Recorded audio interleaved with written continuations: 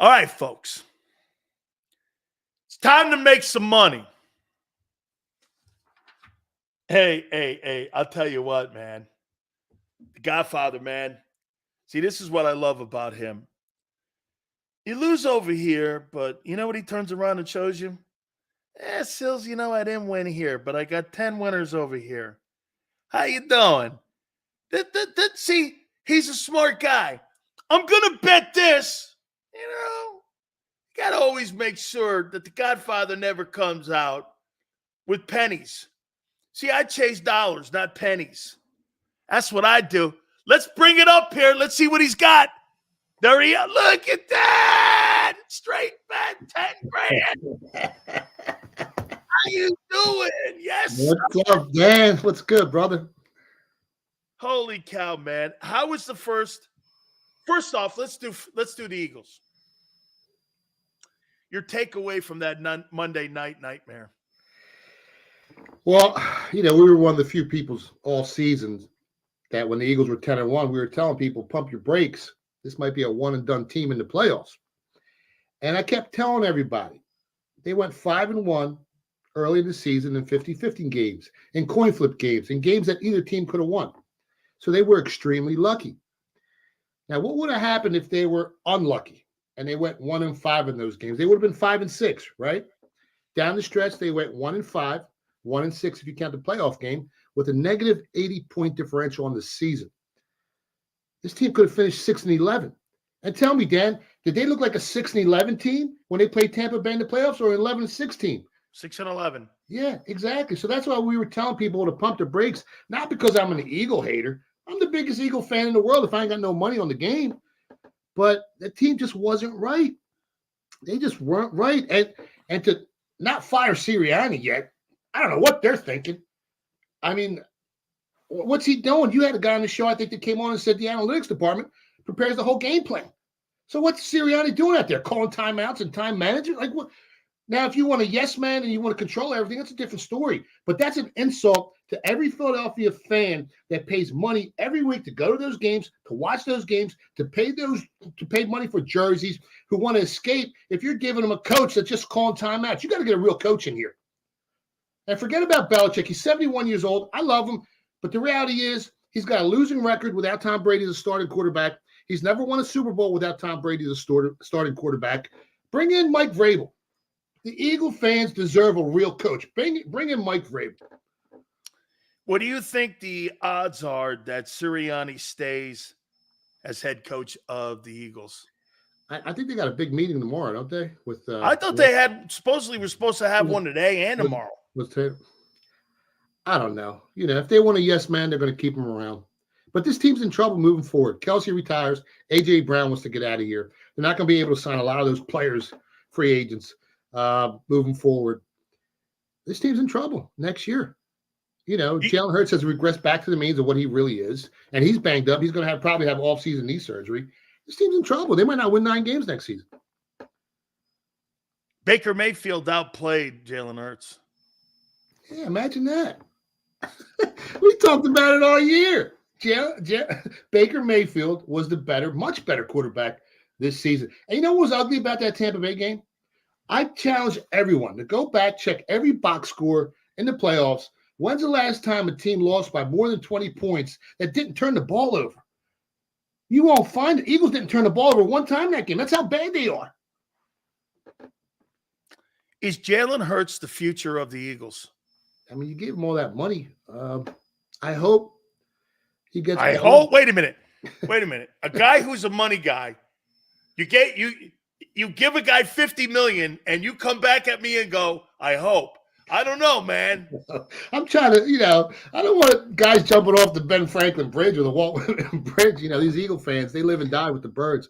And I love the Birds as well. But from what I've seen, no. I mean, this might collapse quicker than that whole Carson Wentz thing.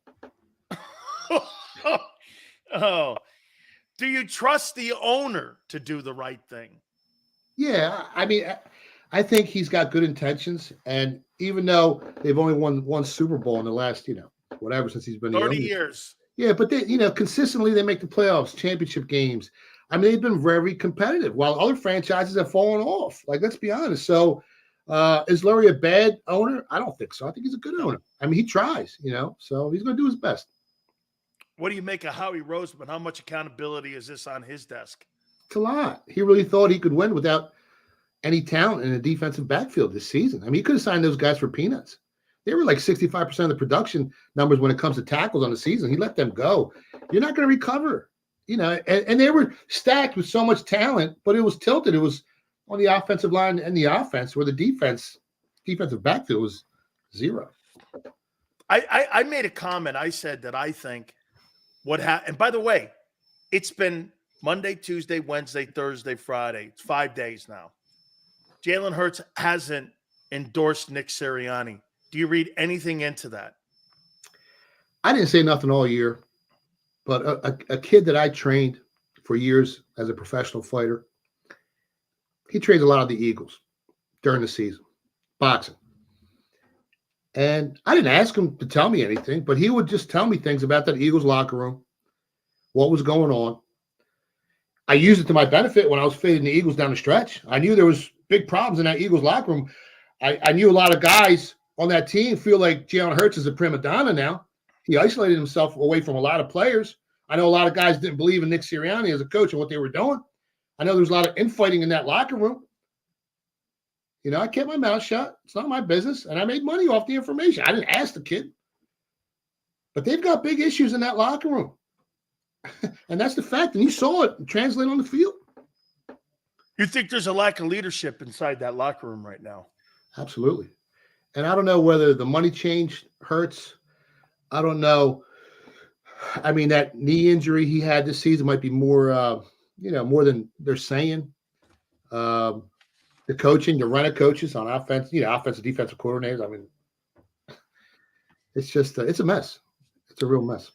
He's a money man that gets information like he is like all the president's men, and that's the Godfather, and why they call him the Godfather. He's kind of like those guys from the Washington Post, that knocked out Nixon and got Nixon knocked out of there, telling you now that there could be some leadership issues.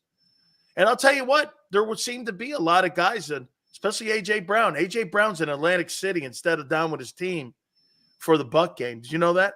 Guess who was there with him? Who? Oh, my God. He was 4 seats away from me. He was sitting 4 seats away from me. And he wants to stay here. People got it twisted. But he doesn't want to stay here with these coaches and what they're doing on the field. Holy cow, this is phenomenal. The Godfather saw AJ at the damn casino on Monday night.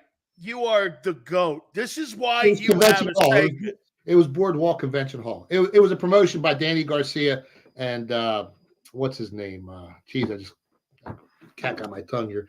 But yeah, they had a bunch. It was like a pro-am. They had some amateurs fighting on the card. They had some pros fighting on the card. And there was AJ right there in the front row. Bob Woodward / the Philly Godfather giving us deep background. How's that for you there, Tone, and everyone? There you go. Your boy A.J. Brown is at the damn casino instead of with his team in Tampa on Monday.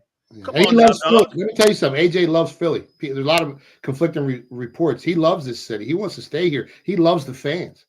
He just doesn't like what's going on. Do you think he wants to stay here with the current structure the way it is with Sirianni as the head coach? No, he's leaving. Sirianni stays as the head coach. I'm guessing. Okay, let's move on from that because I know you make a lot of dough on that, but I got to tell you, that's really wonderful information. That, you know what, I've had some really great guys on this week. But to hear you say you saw that guy on Monday, well, you made it public. So, I mean, that's cool, right?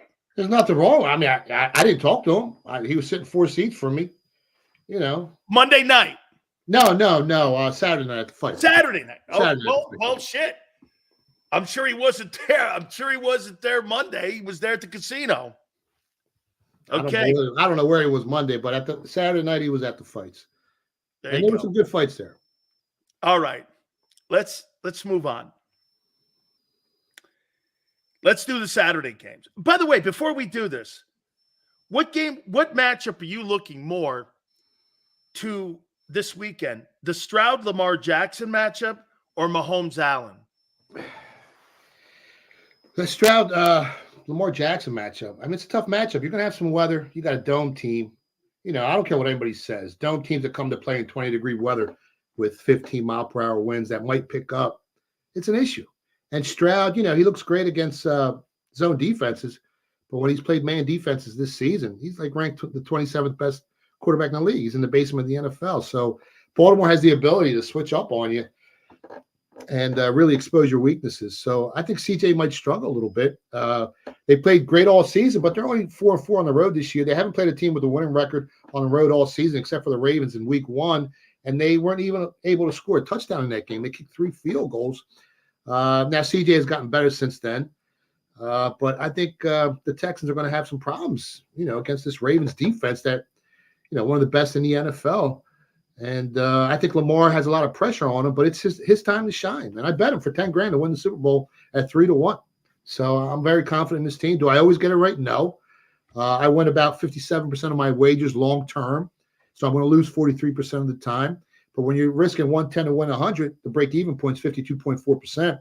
So if you got a 5% edge over the book, you got to exploit that edge, and I fire each and every week. Are you concerned about the 1-3 record for Lamar? Because again, of all the quarterbacks, I would say that he has probably the biggest pressure on him. Now, the AFC playoffs go through Baltimore, which is great. Plus, he's got the coaches and he's got Todd Monken and all that. Again, does it concern you, the 1-3, or is that again just matchups? Because look at what happened with Stafford up in Detroit. Stafford had all them shitty years when he was up there, but then he gets to a coach in Los Angeles and he wins the Super Bowl. I mean, is that kind of what this is here? You're in the Mahomes era. You got Joe Burrow in the AFC. You got Josh Allen in the AFC. It's not like going through, some of the crappy quarterbacks that you go through in the NFC here. So is that more of that product that you think that's more what that is? I've been one of the biggest critics of Lamar. Even in the MVP season when he was tearing up the league, I was the only guy to go on TV shows, radio shows, social media, and say this team ain't going to win one playoff game. And they all thought I was crazy. But he was a kid. I think he's matured. I think he's gotten better. I think he reads defenses a lot better. I think this is one of the best teams I've seen in a long time. If you look at the 3 wins the 3 losses this season, it's because they've had cluster injuries on both the offensive and defensive side of the ball, or else this team could have went undefeated on the year. That's how good this Ravens team is. That's how good this offense is. That's how good Lamar has become. He's great at extending plays, and people say he holds on to the ball too long, but he's making things happen. So you got to take, snap to delivery. You got to take that metric out the way, throw in the trash because of everything he does on the field.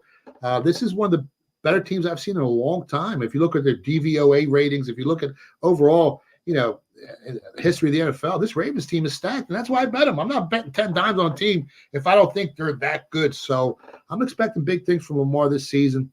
The coach, some of the best coaches in the NFL on that Ravens team. So if they lose, I'll be shocked. If they don't make it to the Super Bowl, I'll be shocked, man. I got them going. No, I think it's going to be interesting to see what goes on in the playoffs here. Let's do Green Bay, the other Saturday game, at San Francisco. Boy, I'll tell you, when you get a team like Green Bay, to me, it's always about, do you think you can have consistent winning in the postseason, or do you think a team can catch you on any given Sunday? And I look at Green Bay more as that kind of team. I don't know if they're built to win 4 games, to win a Super Bowl, but this kid Love has been playing great. He's got great coaching. Purdy's at home. Everybody seems healthy in San Francisco. If Lamar Jackson has the pressure on him, the Niners now have pressure on them because there's no Philly and there's no Dallas in the postseason. They got to get this done now. Yeah, and it's 9.5 too, by the way. Yeah, and every time it goes to 10, someone takes the 10. But it's moving back and forth. But this team was banged up. Their offensive line was banged up early. And now, like you said, the key word you said was they're healthy going into the playoffs. And you've seen the difference. They're 6-2 in their last 8 games. They got a plus 54 point differential in that time span. They're one of the healthier teams going into the playoffs. They got a +4 SIC health score, better than San Francisco this week. 10 points is a lot of points given a team, especially when San Fran didn't play last week. They got to get back in the groove. It's going to take them a little bit. The Pack, do they have what it takes to win this game? I think so. Can they win the game as a 10-point dog? It's going to be very difficult. But how about just the cover? I think they can cover. You think they could take care of that cover? They're ranked 12th in the NFL in red zone defense, while the 49ers are 14th or 15th. So they're pretty good in the red zone. You saw what they did to the Cowboys. I mean, they dismantled it. And I was on the Cowboys to win it all. And, Dak again let me down. He choked. He's a choke artist. I don't care what anybody says. Dak Prescott is a choke artist. And that was it. I'm done with him forever. I mean, I bet the team before the season started, I got 16-1 odds. And by the end of the year, they won the NFC East. They were a 2 seed with home field throughout up to the championship game.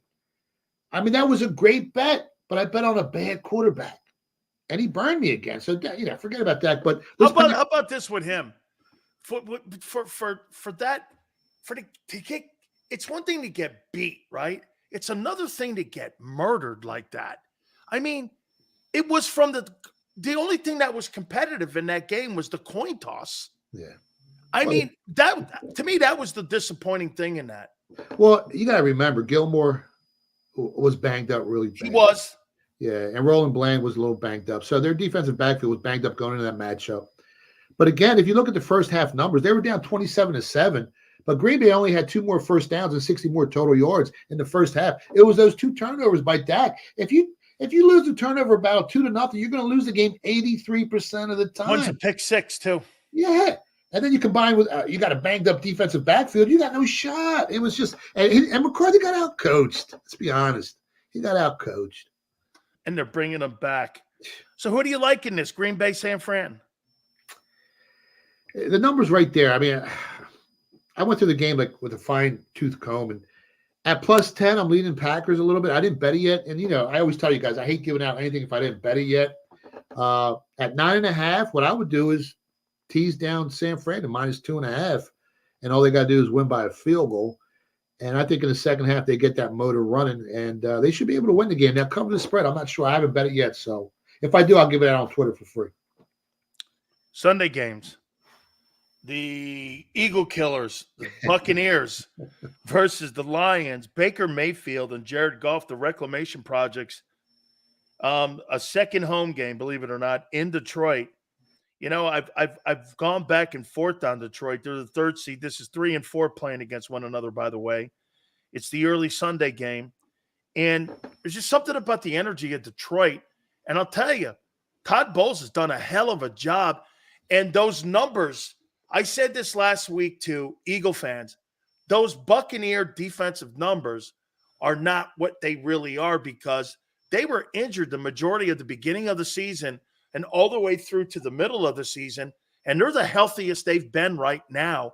And they still got some players off that championship Super Bowl team. I mean, I don't think this is going to be a cakewalk here for Detroit going into this thing. How do you see it? Yeah, and I always tell everyone, skewed statistics are your best friend. And like you said, those numbers, they're not real. This is one of the healthiest times they've been this season, this Buccaneers defense. And you saw what they did to that Eagles offensive line. They're going right through them like butter. I haven't seen that in a long time. That Eagles offensive line was just folded. Hurts didn't have time to throw the ball. It shows you how strong this defensive line is on the Buccaneers to do that. Line opened up 5.5 Lions. It went up to 7. I took some +7 on Tampa Bay. Game went back to 6.5, 6, depending on where you shop. I also went over 48.5 in this. I think both offenses could put some points up in that dome. Detroit still has ranked top 5 in yards per play metric. So with that weak Eagles defensive backfield, I don't know if the Buccaneers offense is as good as it looked last week against the Eagles, but I still think they're pretty good. They got so many playmakers on that offense, so I'm expecting some points. I went over 48.5. I think there's still some 49s in the market if you want to go over 49. I think the Buccaneers can stay within the number. And the granddaddy of them all here, and what a game I think this is going to be. For the first time, Patrick Mahomes has to go on the road. Now, Buffalo's banged up defensively, and there's even a conversation on Diggs and his health going into this ball game. And I said this about Buffalo. If you don't beat that Kansas City team now, when this is the worst of the 6 years since they've been in this Andy Reid run, this is your chance to beat them. If you're Josh Allen and them, you've got to be, if not now, when? I mean, this is an interesting ball game because Buffalo's got injuries. Kansas City's going into this game having played a really good game against Miami. How do you see this? By the way, after this, we'll do some prop bets here. But I think this is going to be a very interesting ball game here. Yeah, this was the year for the Bills. They got hot down the stretch. They won 7 of the last 8. Yeah, the only reason why they lost the one game was because Elliott kicked a 60-yard field goal in the rain to go to overtime. But they're really banged up. Kansas City has a +10 SIC health score better than Buffalo here. Buffalo lost another starting corner last week. Their defense is banged up. And people, the people this year have talked about how bad this Chiefs offense has been, and they have had some trouble scoring. And that may be true, but their defense is one of the best in the NFL. They're number 1 in sack percentage, 8th in red zone defense, 4th in opponent yards per play, 2nd in opponent yards per pass attempt. And what's going to happen is if that offensive line for the Bills can't hold up and that number 1 pass rush starts getting to Josh Allen, well, that's going to cause him to make some mistakes. And what happens when you make mistakes? Turnovers. And what's the biggest predictive indicator of who wins the game and what's the most impactful thing that happens in a football game is who wins the turnover margin. And if that happens, if that Chiefs defensive line can get to Josh Allen, I know he can run the ball and he's a monster, and that kind of helps him a little bit in this matchup. But I like the Chiefs here. I took +3. A lot of people think I'm nuts. I'm going up against the hottest team in the NFL. I'm on an island here, but I don't care. I'm on an island almost each and every week, and I make money. So I'm going up against. I'm going against the Bills here. I like the Chiefs +3. Boy, you're really on a limb with Mahomes. Listen, McDermott. I don't know about you, but McDermott. Andy Reid's going to outcoach his. You know what I mean? I'll take the better coach. Mahomes. Josh Allen, all right, maybe Josh Allen might be a little better this season. He's got more weapons, but Gabe Davis is out. Cook, if they can establish the run, that's the one weakness the Chiefs do have this season is stopping the run. But both teams have that weakness. Both teams are some of the worst run defenses in the NFL. I think they both rank in the basement of the NFL in opponent yards per rush attempt. So you might see both teams come out and run the ball a lot more than pass the ball. Stay a little conservative because nobody wants to turn the ball over. Nobody wants to take some big shots down the field and throw a pick. So maybe the under, if you're looking to go under 46.5 or 47, if it gets there, that might be another smart move.